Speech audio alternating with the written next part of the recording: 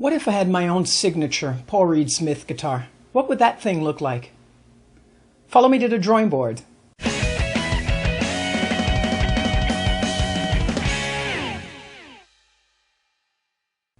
Since we're talking about PRS here, let's start with the Custom 24 as the base for our model.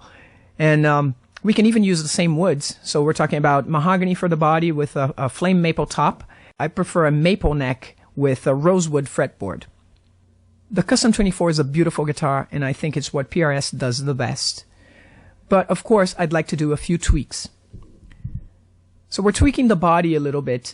We're changing those controls because as it is right now, the pickup selector is right in between the tone and the volume knob. And that's kind of annoying.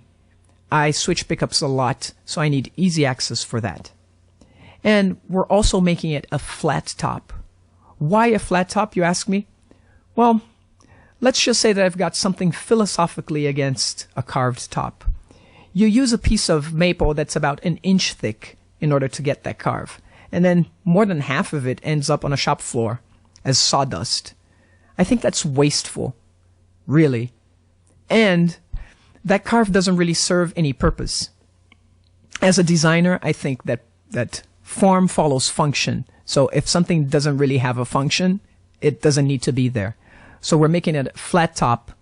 And since it's a flat top now, we're going to give it a forearm bevel. That cut, that little ramp, that makes it the guitar a little bit more comfortable. Kind of like a Strat. We're also going to tweak the carve here on the bottom horn. We're going to extend it, just make it a little bit larger so that the top of it extends all the way to the position of the neck. I never understood why there was a little gap over there. I'm sure that Paul has his reasons for doing it that way, but I'd like to extend it a bit. I think it makes the guitar a little bit more elegant. Now, the bridge. As far as I can tell, PRS bridges stay in tune pretty well, but I like to abuse my tremolo, and I like to pull up. And not just a little bit up, like, a regular tremolo that has been set up so that you can pull it a little bit. I'd like to really, really, really pull the bar. So let's give this a back box, that big hole where you can recess your entire tremolo, and then it makes it actually float. And there's lots of space. There's a big hole over there, and there's lots of space for you to pull the bar up. And let's make it a 2-point tremolo, because I think those are more stable and stay in tune a lot better than the 6-screw synchronized tremolo, even if it is a PRS tremolo. Now a new configuration for the controls. As you can see, the pickup selector has been moved to a position that's more comfortable, easy reach. Something akin to like an Ibanez. I'd also like to tweak the scale length for this guitar. PRS uses a 25-inch scale for their guitars, something right in between a Gibson and a Fender, which I think is a great idea. But I've got small hands, and even a 25-inch scale, I think that is a little bit long for me. So I'd like it to be a 24.5-inch scale. I actually have a couple of guitars that have a 24-inch scale, and they're really comfortable to play, except it tends to get a little bit cramped once you get to the higher frets. So I found that 24.5 is actually the best scale for me. It's still short enough that you can do the stretchy stuff, and it doesn't get cramped. Finally, we need a headstock. I happen to really like the Santana model headstock. I know that some people really hate it on double cut guitars. They'd rather have it on a single cut or on the acoustics. I happen to really like it, so I'd like to use that here in this model.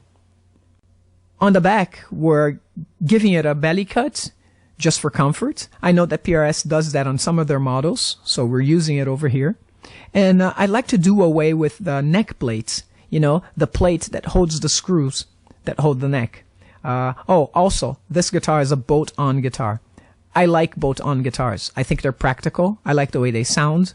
I'm a bit scared of set neck guitars or neck-through guitars, because I'm always thinking that if something goes terribly wrong with my neck, then I've lost my guitar. So, bolt-on all the way. But I don't like the neck plates. I think they're big and clunky and ugly. So let's just, use those ferrules. Ferrules? Ferrules. I don't know how to pronounce that. Anyways, you know what I'm talking about. we're using those washer things over here and insetting them on the body. Now, my big pet peeve with PRS guitars, that heel, it extends a very, very long way out of the body, and I don't know why those heels are so big. They didn't used to be that big, but they are now. I know that that's a pet peeve for many guitar players. I don't know why that thing extends, and it's a little bit annoying. So we're going to move that way back all the way to the body. There's still plenty of wood going into the body to hold the guitar, to hold the neck and make it structurally sound. I'm sure that Paul has his reasons for extending that thing. He always has reasons for doing anything that he does. But I don't think we really need that heel to be that big. So we're just moving it back. Now, a finish. Of course, PRS has the most beautiful, stunning finishes in the market. They really, really know how to use their colors. And one thing that I think PRS does really, really well is something that they call, I think it's the Sandstorm Fade. If you've never seen it, pause this video and go look it up because it's worth it. So let's use that, a Sandstorm Fade. And I think we're done, ladies and gentlemen. So without further ado, I present you the PRS Leandro Oliveira.